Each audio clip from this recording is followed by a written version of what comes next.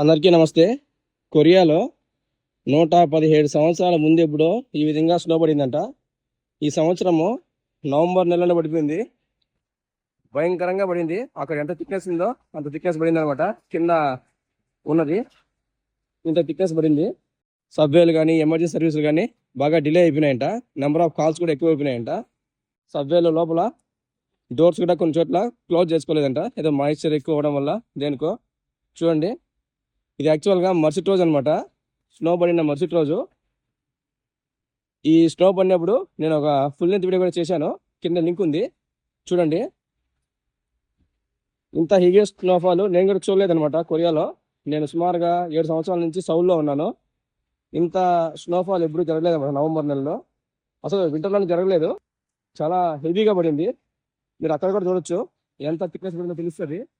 చూడండి, అంత పడింది అనమాట స్నో అంతా.